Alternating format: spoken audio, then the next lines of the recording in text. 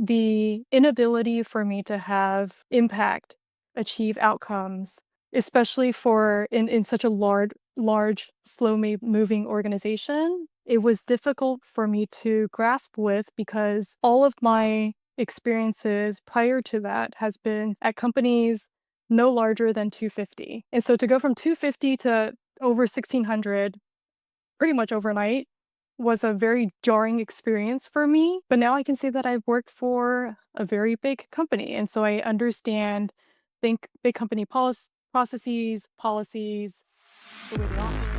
Welcome to Adapt or Die, real stories behind leaders' biggest pivots. My name is Andreas Pedersen. You're hearing our Power Without Permission miniseries. It's the same 3 acts as you normally know. We break down the raw stories that are designed to move you from challenge to action.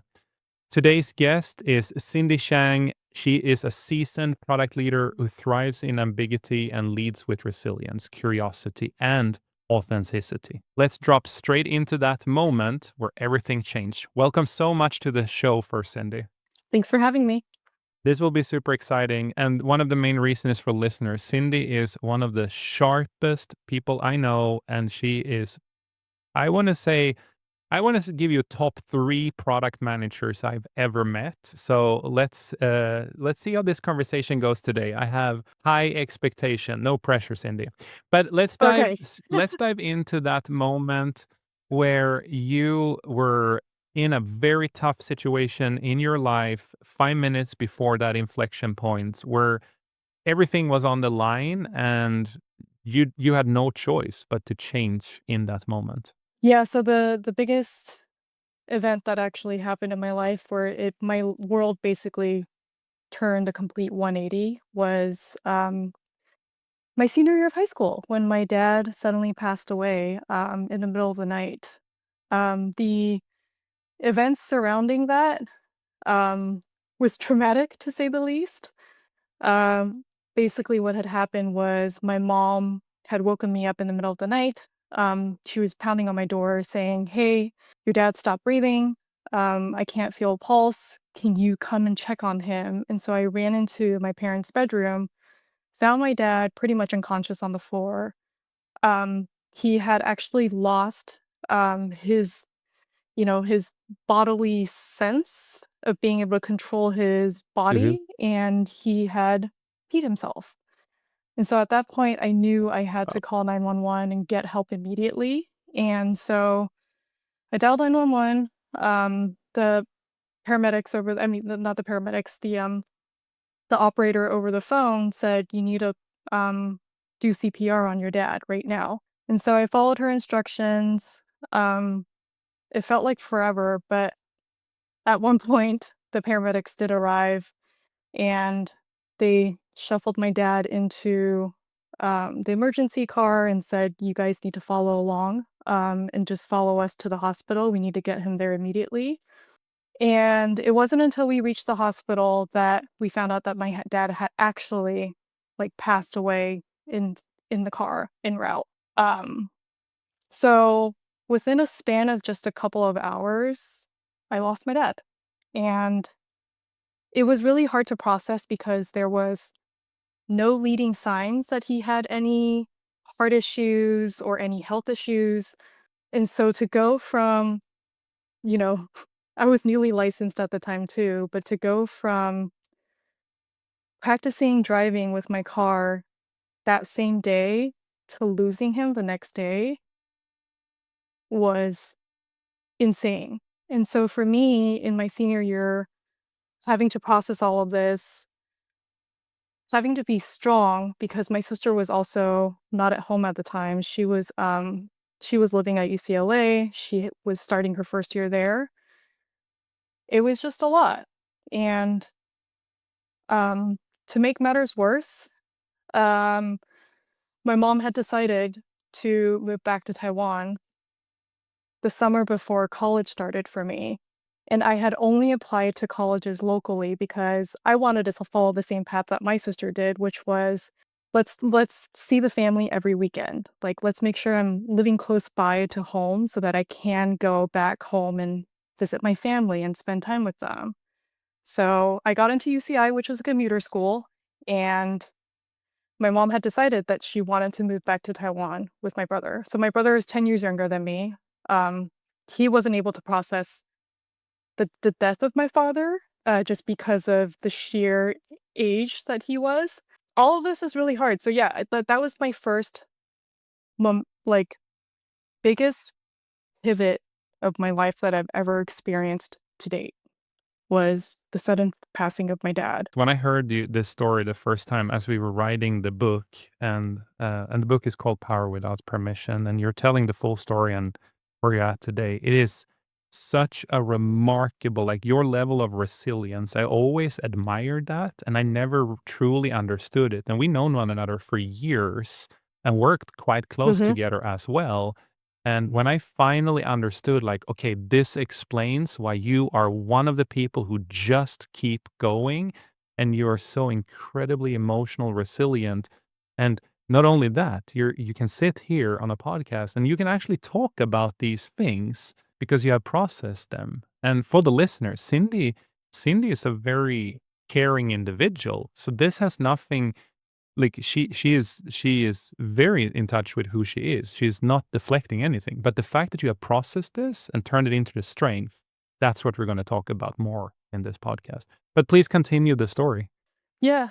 I mean, it was just that event, and the compounding effect was my mom deciding to move back to Taiwan because she really desperately needed her support system. So she took my brother with him because he was so young.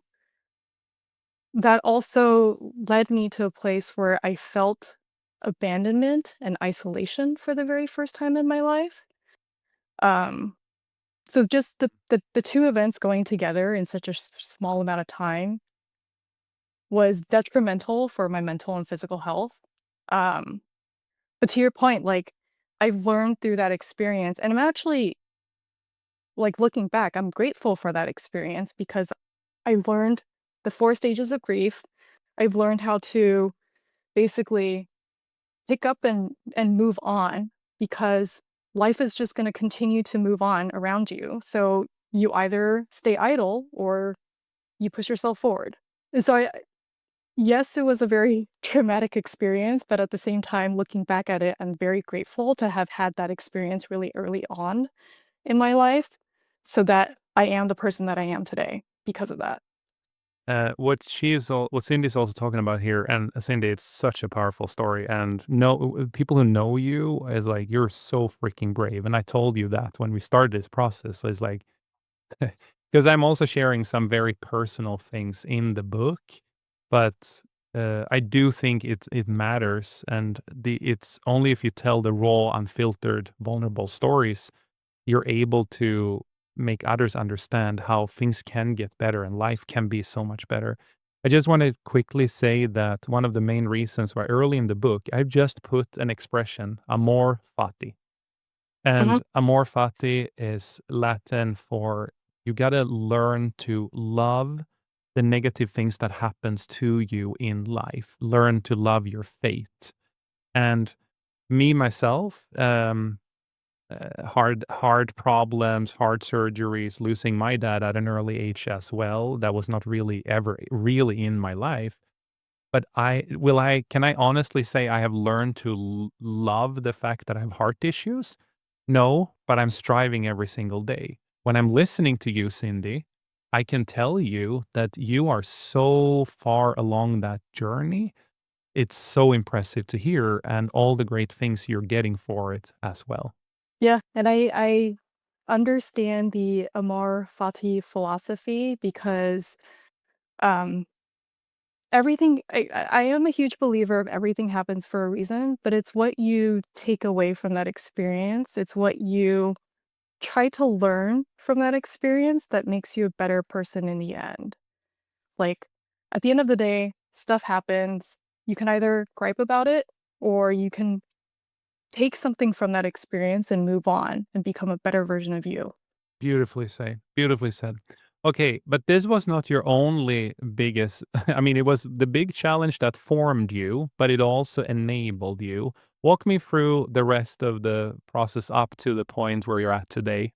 Basically, through college, and I would consider myself to be a pretty not extroverted, but social person in high school where I was involved in ASB, Associated Student Body. So I was class president for all 4 years of my high school career. Most of the reason why I got into ASB was actually because of my dad. So my dad was very, very protective. He wouldn't let my sister go on any extracurricular activities, stay late at school, hang out with her friends on the weekends at the mall. Like he was just extra protective. And so learning from that experience, I knew that if I got into ASB, I would not have an excuse. He would not have an excuse for saying I can't attend certain school events. And so that was my strategy. And I stuck with it for 4 years. But when the passing of my father happened and, just all of the traumatic events that happened within my senior year, um, going into college, instead of somebody who was actually embracing a new school, new experiences, being able to live on campus, really soaking up that independent life, I actually went into a complete shell and I clung on to things that were familiar with me. So, for instance, I only hung out with friends that graduated from the same high school that also went to UCI. That was where I kind of the people that I spent the most time with. I also was in a very toxic, relationship, and I clung on to that because, we started real dating in high school, and then he also went to the same college, and so everything familiar to me, I basically hung on to because that was the only sense of comfort I could surround myself with, and the thought of meeting new people, putting myself out there, which weren't, things that I shied away from in high school, I completely just went into this dark place, um and slowly by slowly, I had to kind of pull myself out of that, and I think I was at probably my lowest point in my second year of college, where I was seeking a mental counselor. I was getting help because I knew I was in a very, very dark place, and I had to get out of that somehow. And so part of me doing that was getting involved in Associated Student Body for, UCI, which is called ASUCI. That also was kind of a familiar place, but at least it allowed me to get into a familiar place and then also expand my horizon of meeting new people on my own terms. So yeah, college itself wasn't what I expected, but I think it was also another critical growth point for me because I had to learn how to stop being depressed, to be honest. Because life moves on whether or not you like it, and college ends in 4 years whether or not you like it. So So many people go through the process you have been through much later in life, where they learn to take control of their own mind and control their own destiny. I know it sounds horrible, but I'll just say something here from my own experience. When I had a heart issue and I thought I was dying or gonna die, I called my leadership psychologist, and this is also in the book. And I basically told him what happened, and he just said, "Congratulations." And I went like, "What are you talking about? Why are you saying congratulations?" Well, you have now embraced death. You have embraced the hard part in life at a so early age. You're unstoppable from here on. And I think, Cindy, this is why I have seen you like excel at almost everything I threw at you for all the years where we worked together. And you just kept going and delivering and figuring it out because everything is relative to what you have experienced.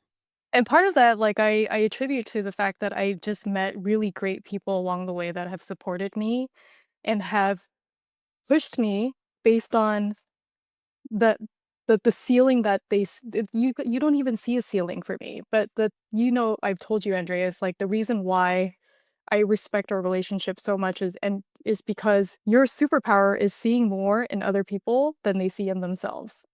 And I've been fortunate enough to have crossed paths with people that have seen more in me than I saw in myself and have pushed me to get to that next level of me, that next level of growth.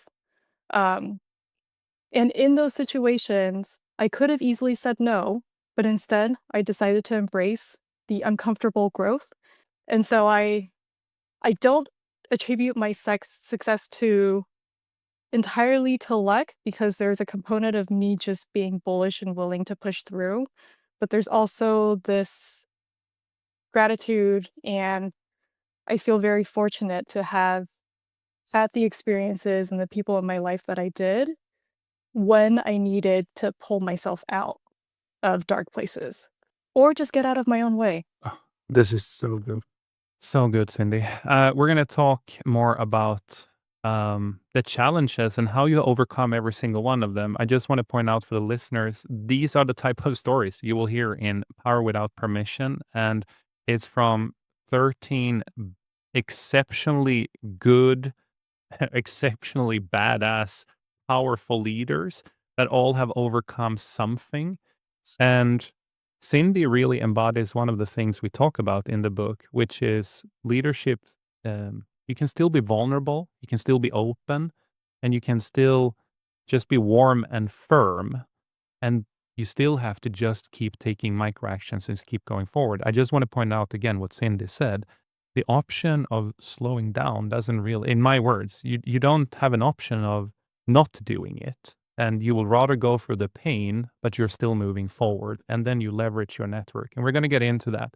But tell me, Cindy, like it wasn't all great after college. Walk me through sort of that journey of how you, what happened after college, what were some other challenges, and hopefully you can give some advice to some of the listeners of what they should be doing if they find themselves in a similar spot. Yeah, so during college, I actually had multiple jobs, two in wedding planning and one at the Cheesecake Factory. So that was the Cheesecake Factory came first. I was working as a hostess. If you've ever been to a Cheesecake Factory, you know that it's extremely busy. And I needed something that would just occupy my mind. I needed to stay busy. I can't be idle, because if I'm idle, then my mind starts to wander about all the things that I've lost. And so took the Cheesecake Factory job, decided that I wanted to also make sure that I fill up my weekends. And so I actually reached out to a wedding planner that I watched online.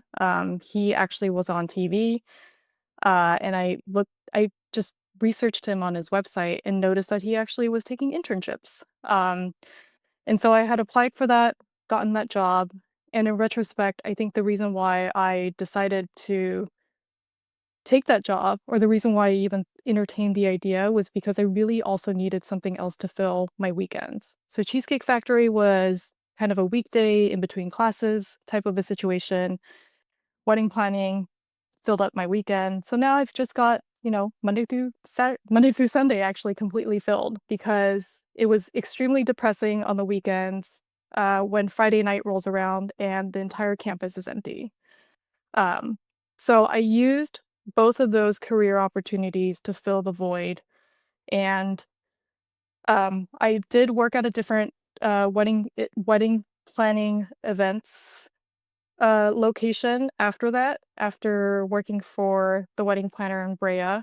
Basically, at that point in my career, I know it's super early since I was still in college, but at that point in my career, I was pretty sure that I wanted to start my own wedding planning business. And so I had strategically made sure that I was majoring in economics and business, because I wanted to go down that route of becoming an entrepreneur. But it wasn't until I graduated college, I decided, if I'm really going to actually be doing this long term, it's not actually sustainable, because wedding planning, the industry itself is brutal. The hours that you work on Saturdays and Sundays, you're basically working 12, 13-hour days, just because you have to be there before the vendors even show up, and you are the last to leave after the vendors pick up all of the equipment. I thought about that, reflected it, and in that time, I was also in a relatively new relationship. And so the combination of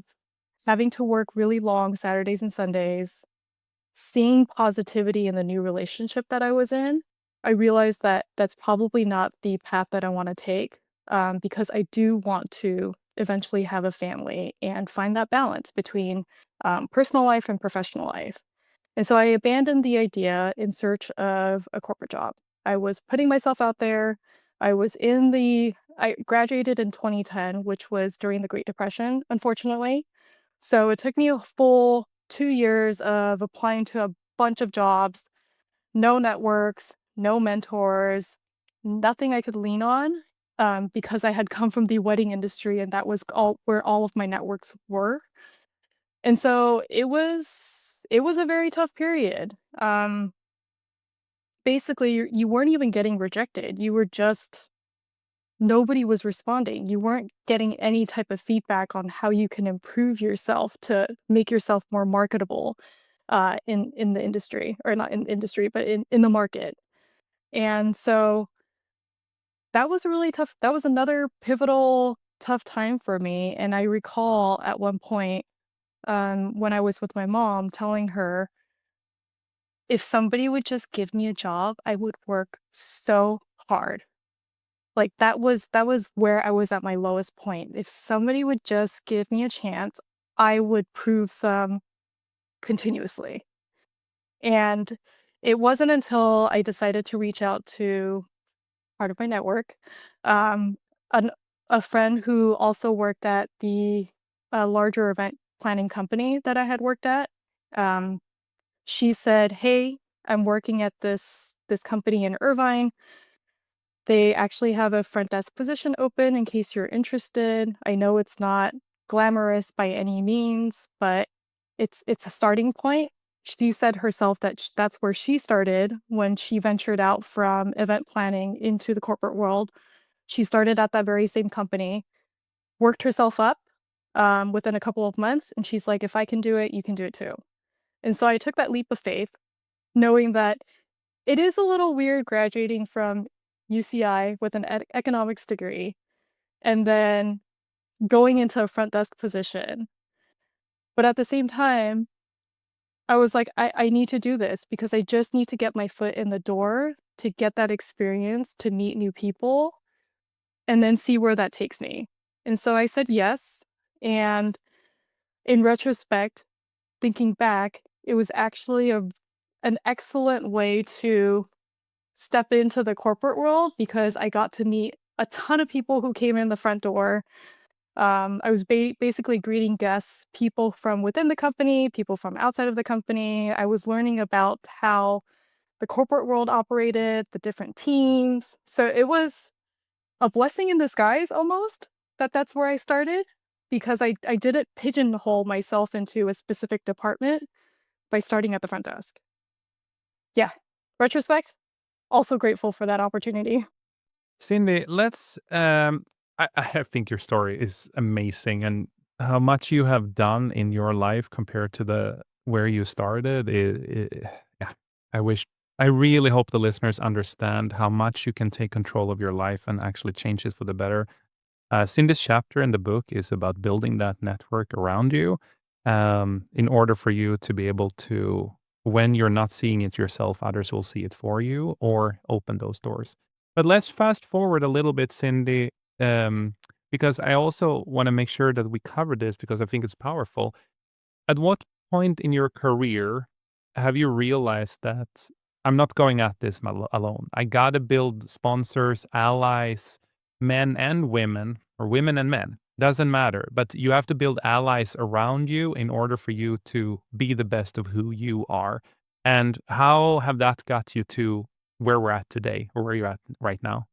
That's a great question, and I don't think I was at any point actively trying to build my network. I think it was just the people who were like-minded, the people who were easy to collaborate with, the people who kind of pushed me mentally. Those were just the people that I was drawn to and that I wanted to spend time with.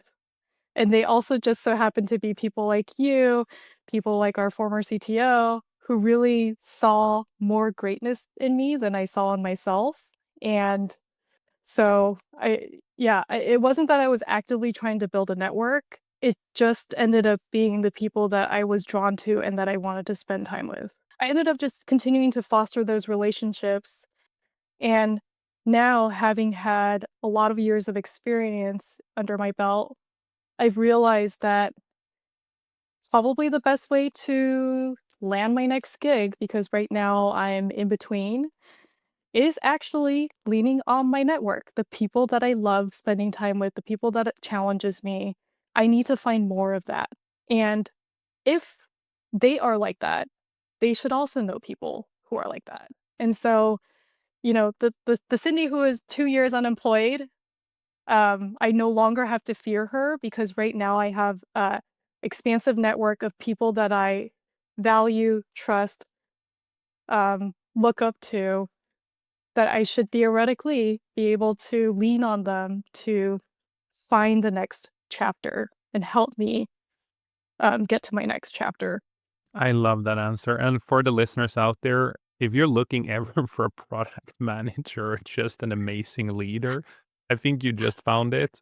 It's not a mini promo, but but No, Cindy it's is not. exceptionally good at what she does. And just say it straight up that you have also got to a point in life where you don't want to compromise. And we talked about this. And you are actually leaving a very well paid job and in a good company, but you just like explain a little bit more about the reasonings there, but or we don't have to go into the details, but what I'm trying to say is I really hope that the listeners from what Cindy's about to say understand that you have to constantly think, where am I at? Am I happy in what I'm doing? Is this serving the purpose from a long-term perspective?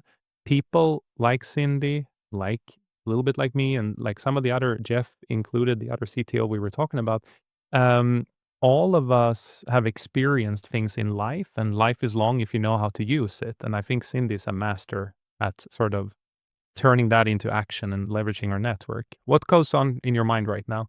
Yeah, I mean, when you were asking, why did I decide to leave my current position or my current role, a lot of it is a misalignment in terms of my values with the company values, and it's also the inability for me to have impact, achieve outcomes, especially for in such a large, moving organization. It was difficult for me to grasp with because all of my experiences prior to that has been at companies no larger than 250. And so to go from 250 to over 1,600 pretty much overnight was a very jarring experience for me. Um, but now I can say that I've worked for a very big company, and so I understand big company processes, policies, the way they operate. I need to accept that change is slow because there's a very, very massive engine, but that's not the environment that I thrive in. I thrive in environments that are agile, nimble, fast moving. We make quick decisions.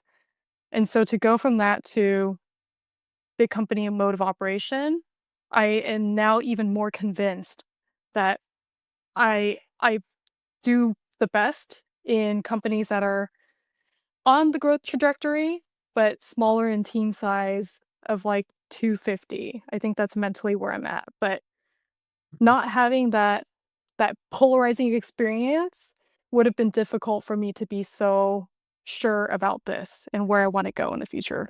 I love your level of clarity. And again, you're so good at self-reflection and constantly sort of thinking about what is the next step. You're very strategic. And What yeah, I always admire you for that, Cindy.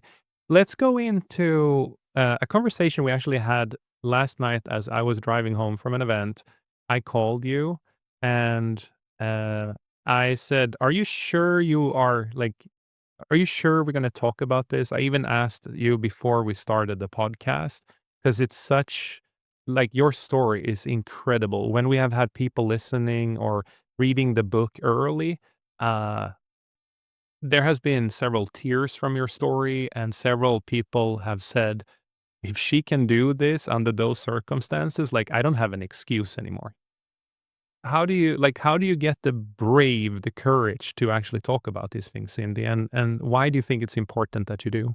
I think that every time that I talk about my past experiences, is a new opportunity to make connections that I might not have formed before.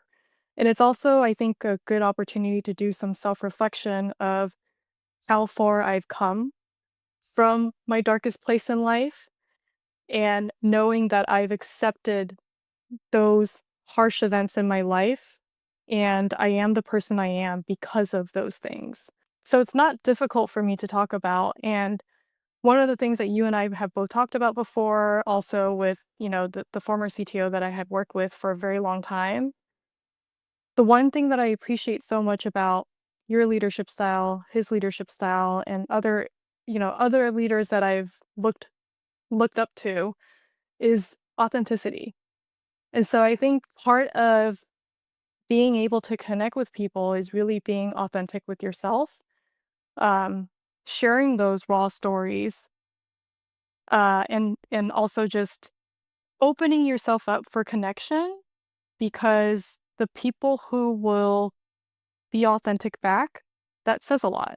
And those are the relationships that I want to build. I don't think it's not bad to be vulnerable. It it doesn't make you a weaker person if you are vulnerable as a leader, if you're willing to share those harsh experiences in your life, you're willing to move on, um, and accept. I think it makes you a stronger leader. You're willing to say, like, I don't have all the answers, but I'm gonna push forward. Ah, you're so good, Cindy. This is really, really good. Let's move over. I could talk to you for another hour, but I I don't know. want to make sure. I want to make sure this podcast doesn't become 1.5 hour. Can let's do our best to go into a rapid fire question after such a deep conversation. For the listeners here, I almost want to just stay on topic, but I also want to make sure that we wrap up the same way as I always do on this show. So No, I'm going that's to ask you a absolutely couple of quick questions, Cindy. First thing that comes to your mind, it is what it is. What's one belief you had to retire? that I'm not good enough. And the reason why I have to retire that is because I do believe that I am good enough. People have told me that I am good enough, and I have experience under my belt to prove that I am good enough. And so that's no longer an excuse. Beautiful. A rule that you broke in order to improve the outcomes. I actually don't know what that would be. For the listeners, Cindy's usually don't break rules. You're very by the Like, book. I'm having a hard time figuring that one out. That's good. We'll take the next one. Finish this Okay. sentence. Power without permission means. Power without permission means just moving forward. If that's one baby step, one major leap, get out of your own way, just figure out a way to move forward. And then you will get the proof point for it from it, and everything else will become better, and you will be able to do bigger and bigger and bigger things, as you have heard Cindy have been doing here. What's one micro ritual you do before you have a hard conversation with someone? A good one that I learned from my peer council group, that I've been practicing more often is role playing. And so I will role play the situation. I will think about all of the possible questions that might arise and prepare myself for those. But generally, that's how I go about difficult conversations. What do you think will happen with you, Cindy, if you don't adapt? What happens then? Life moves on and you become stagnant. You can either continue to challenge yourself, or you can let yourself go and let your mind go and remain stagnant and never push your boundaries, never grow, which is okay. It is for some people, but it's not for me. This have been a very emotional podcast, Cindy. And before I sort of move on and we go back to our normal lives and not these deep type of conversations, where can people find you? Who should be reaching out to you? And is there any last things we didn't touch on that you want to share with the listeners? So, in terms of finding me, you can find me on LinkedIn. Um, as we talked about earlier, I am on the market now. I'm actively putting myself out there. Coffee chats, networking, whatever it is, like, I'm open to having a conversation, so you can reach me on LinkedIn by looking up City Chang.